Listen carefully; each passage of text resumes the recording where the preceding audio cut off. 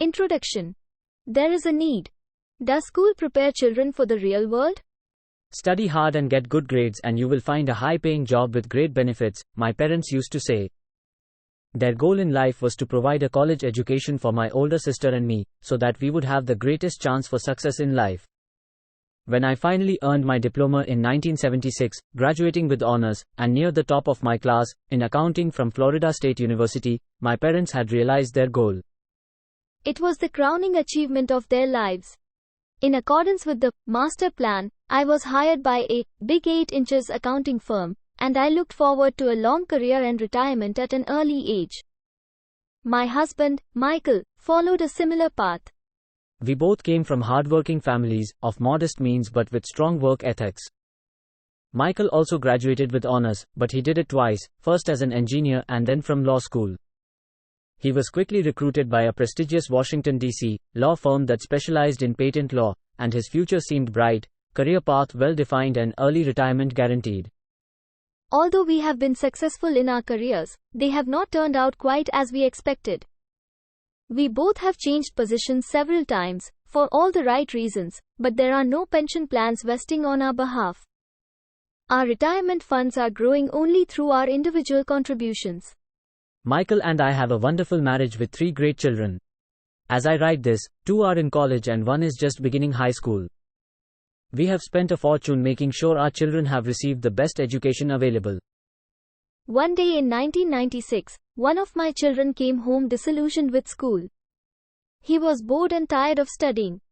Why should I put time into studying subjects I will never use in real life? He protested.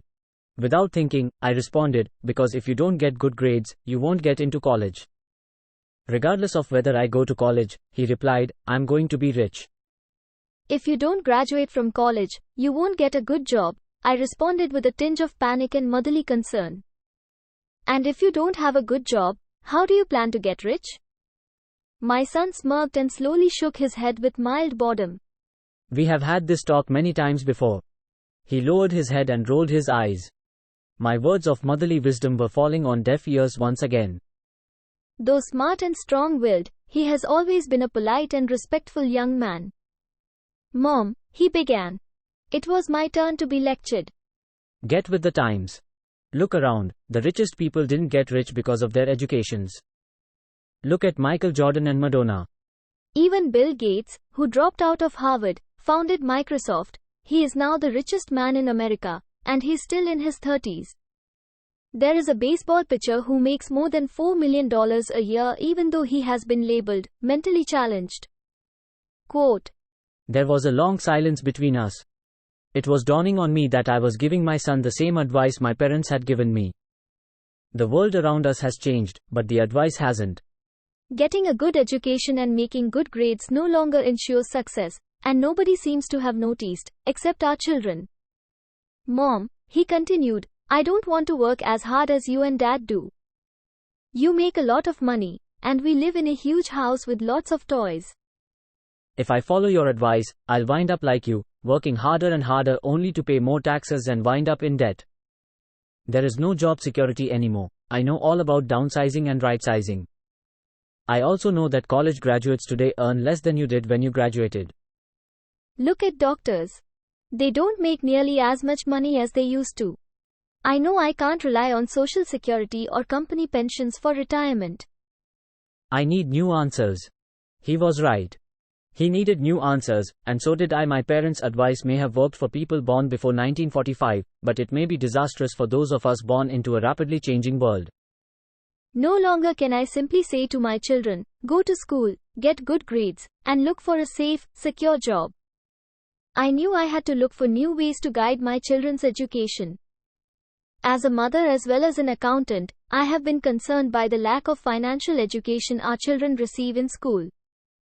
Many of today's youth have credit cards before they leave high school, yet they have never had a course in money or how to invest it, let alone understand how compound interest works on credit cards. Simply put, without financial literacy and the knowledge of how money works, they are not prepared to face the world that awaits them, a world in which spending is emphasized over savings. When my oldest son became hopelessly in debt with his credit cards as a freshman in college, I not only helped him destroy the credit cards, but I also went in search of a program that would help me educate my children on financial matters. One day last year, my husband called me from his office. I have someone I think you should meet, he said. His name is Robert Kiyosaki. He's a businessman and investor, and he is here applying for a patent on an educational product. I think it's what you have been looking for. Just what I was looking for. My husband, Mike, was so impressed with Cashflow, the new educational product that Robert Kiyosaki was developing, that he arranged for both of us to participate in a test of the prototype. Because it was an educational game, I also asked my 19-year-old daughter, who was a freshman at a local university, if she would like to take part, and she agreed. About 15 people, broken into 3 groups, participated in the test. Mike was right. It was the educational product I had been looking for.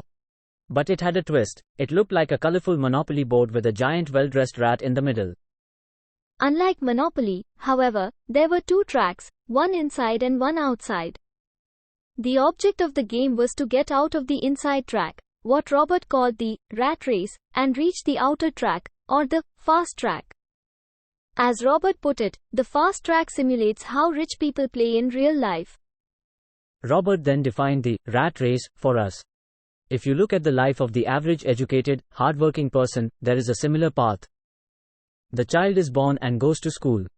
The proud parents are excited because the child excels, gets fair to good grades, and is accepted into a college.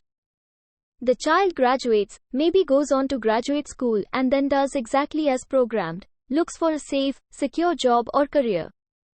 The child finds that job, maybe as a doctor or a lawyer, or joins the army or works for the government. Generally, the child begins to make money, credit cards start to arrive in mass, and the shopping begins, if it already hasn't. Having money to burn, the child goes to places where other young people just like them hang out, and they meet people, they date, and sometimes they get married. Life is wonderful now, because today, both men and women work. 2 incomes are bliss. They feel successful, their future is bright, and they decide to buy a house, a car, a television, take vacations and have children. The happy bundle arrives. The demand for cash is enormous. The happy couple decides that their careers are vitally important and begin to work harder, seeking promotions and raises. The raises come, and so does another child and the need for a bigger house. They work harder, become better employees, even more dedicated. They go back to school to get more specialized skills so they can earn more money. Maybe they take a second job. Their incomes go up, but so does the tax bracket they're in and the real estate taxes on their new large home, and their social security taxes, and all the other taxes. They get their large paycheck and wonder where all the money went. They buy some mutual funds and buy groceries with their credit card. The children reach 5 or 6 years of age, and the need to save for college increases as well as the need to save for their retirement. That happy couple, born 35 years ago, is now trapped in the rat race for the rest of their working days. They work for the owners of their company, for the government paying taxes, and for the bank paying off a mortgage and credit cards. Then, they advise their own children to study hard, get good grades, and find a safe job or career. They learn nothing about money, except from those who profit from their naivete, and work hard all their lives. The process repeats into another hard-working generation. This is the rat race. The only way to get out of the rat race is to prove your proficiency at both accounting and investing, arguably 2 of the most difficult subjects to master. As a trained CPA who once worked for a Big 8 accounting firm, I was surprised that Robert had made the learning of these 2 subjects both fun and exciting. The process was so well disguised that while we were diligently working to get out of the rat race, we quickly forgot we were learning. Soon a product test turned into a fun afternoon with my daughter, talking about things we had never discussed before. As an accountant, playing a game that required an income statement and balance sheet was easy. So I had the time to help my daughter and the other players at my table with concepts they did not understand. I was the first person, and the only person in the entire test group, to get out of the rat race that day. I was out within 50 minutes, although the game went on for nearly 3 hours. At my table was a banker, a business owner and a computer programmer. What greatly disturbed me was how little these people knew about either accounting or investing, subjects so important in their lives. I wondered how they managed their own financial affairs in real life. I could understand why my 19-year-old daughter would not understand, but these were grown adults, at least twice her age. After I was out of the rat race, for the next 2 hours I watched my daughter and these educated, affluent adults roll the dice and move their markers. Although I was glad they were all learning so much, I was disturbed by how much the adults did not know about the basics of simple accounting and investing. They had difficulty grasping the relationship between their income statement and their balance sheet. As they bought and sold assets, they had trouble remembering that each transaction could impact their monthly cash flow. I thought, how many millions of people are out there in the real world struggling financially, only because they have never been taught these subjects? Thank goodness they're having fun and are distracted by the desire to win the game, I said to myself. After Robert ended the contest, he allowed us 15 minutes to discuss and critique cash flow among ourselves. The business owner at my table was not happy. He did not like the game. I don't need to know this, he said out loud. I hire accountants, bankers and attorneys to tell me about this stuff. To which Robert replied, have you ever noticed that there are a lot of accountants who aren't rich? And bankers, and attorneys, and stockbrokers and real estate brokers. They know a lot, and for the most part are smart people, but most of them are not rich. Since our schools do not teach people what the rich know, we take advice from these people. But one day, you're driving down the highway, stuck in traffic, struggling to get to work, and you look over to your right and you see your accountant stuck in the same traffic jam. You look to your left and you see your banker. That should tell you something. The computer programmer was also unimpressed by the game. I can buy software to teach me this. The banker, however, was moved. I studied this in school, the accounting part, that is, but I never knew how to apply it to real life. Now I know. I need to get myself out of the rat race. Quote. But it was my daughter's comments that most touched me. I had fun learning, she said. I learned a lot about how money really works and how to invest. Then she added, now I know I can choose a profession for the work I want to perform and not because of job security, benefits or how much I get paid. If I learn what this game teaches, I'm free to do and study what my heart wants to study, rather than study something because businesses are looking for certain job skills. If I learn this, I won't have to worry about job security and social security the way most of my classmates already do. I was not able to stay and talk with Robert after we had played the game, but we agreed to meet later to further discuss his project. I knew he wanted to use the game to help others become more financially savvy, and I was eager to hear more about his plans. My husband and I set up a dinner meeting with Robert and his wife within the next week. Although it was our first social get-together, we felt as if we had known each other for years. We found out we had a lot in common. We covered the gamut, from sports and plays to restaurants and socioeconomic issues. We talked about the changing world. We spent a lot of time discussing how most Americans have little or nothing saved for retirement, as well as the almost bankrupt state of Social Security and Medicare. Would my children be required to pay for the retirement of 75 million baby boomers? We wondered if people realize how risky it is to depend on a pension plan. Robert's primary concern was the growing gap between the haves and have-nots, in America and around the world. A self-taught, self-made entrepreneur who traveled the world putting investments together, Robert was able to retire at the age of 47. He came out of retirement because he shares the same concern I have for my own children. He knows that the world has changed, but education has not changed with it. According to Robert, children spend years in an antiquated educational system, studying subjects they will never use, preparing for a world that no longer exists. Today, the most dangerous advice you can give a child is, go to school, get good grades and look for a safe, secure job, he likes to say. That is old advice, and it's bad advice.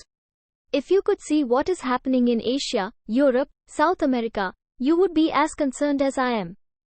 It's bad advice, he believes, because if you want your child to have a financially secure future, they can't play by the old set of rules. It's just too risky. I asked him what he meant by old rules. People like me play by a different set of rules from what you play by, he said. What happens when a corporation announces a downsizing? People get laid off, I said. Families are hurt. Unemployment goes up. Yes, but what happens to the company, in particular a public company on the stock exchange? The price of the stock usually goes up when the downsizing is announced, I said. The market likes it when a company reduces its labor costs, either through automation or just consolidating the labor force in general. That's right, he said. And when stock prices go up, people like me, the shareholders, get richer. That is what I mean by a different set of rules. Employees lose, owners and investors win. Robert was describing not only the difference between an employee and employer, but also the difference between controlling your own destiny and giving up that control to someone else. But it's hard for most people to understand why that happens, I said. They just think it's not fair. That's why it is foolish to simply say to a child, get a good education, he said. It is foolish to assume that the education the school system provides will prepare your children for the world they will face upon graduation. Each child needs more education. Different education. And they need to know the rules. The different sets of rules. There are rules of money that the rich play by, and there are the rules that the other 95% of the population plays by, he said. And the 95% learns those rules at home and in school. That is why it's risky today to simply say to a child, study hard and look for a job. A child today needs a more sophisticated education, and the current system is not delivering the goods. I don't care how many computers they put in the classroom or how much money schools spend. How can the education system teach a subject that it does not know? So how does a parent teach their children what the school does not? How do you teach accounting to a child? Won't they get bored? And how do you teach investing when as a parent you yourself are risk-averse? Instead of teaching my children to simply play it safe, I decided it was best to teach them to play it smart. So how would you teach a child about money and all the things we've talked about? I asked Robert.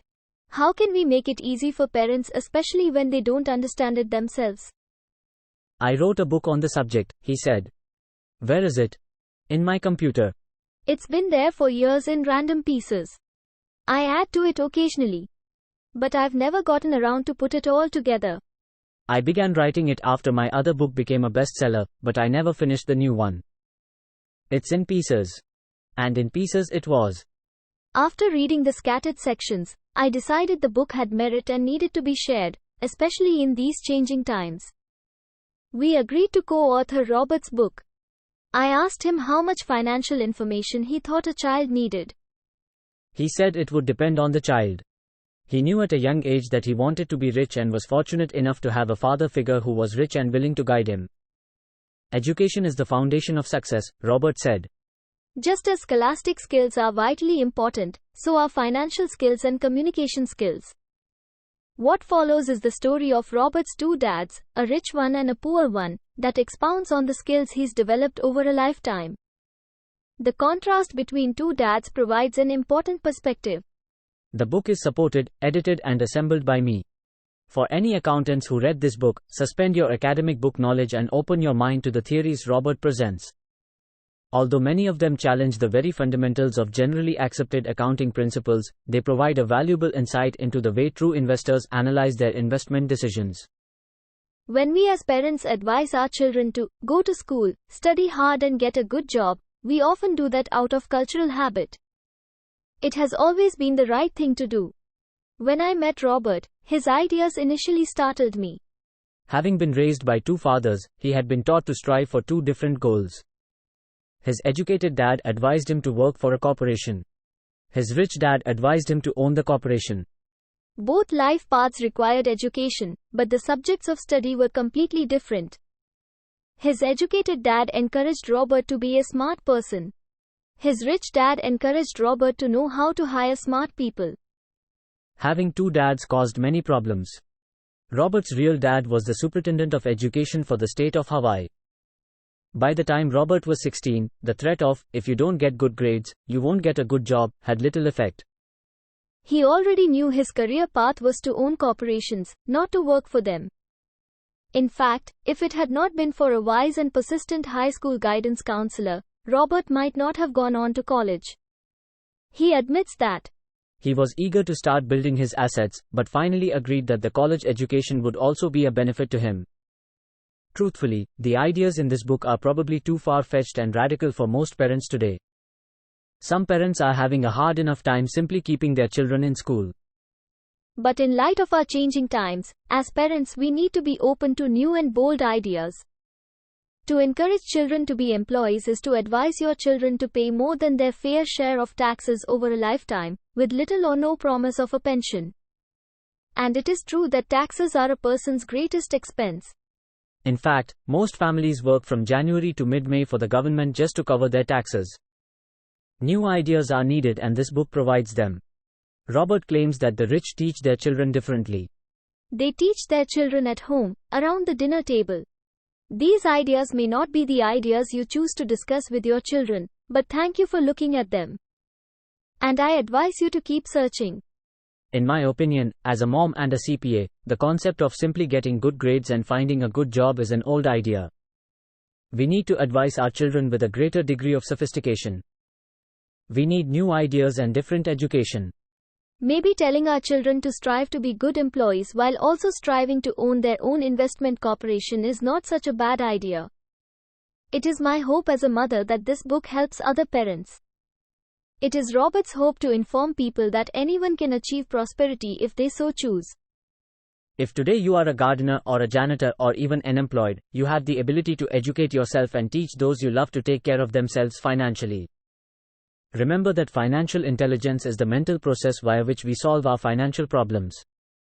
Today we are facing global and technological changes as great or even greater than those ever faced before. No one has a crystal ball, but one thing is for certain, changes lie ahead that are beyond our reality. Who knows what the future brings? But whatever happens, we have two fundamental choices: play it safe or play it smart by preparing, getting educated and awakening your own and your children's financial genius. Sharon Lecter. For a free audio report. What My Rich Dad Taught Me About Money. All you have to do is visit our special website at www.richdadbook1.com and the report is yours free. Thank you.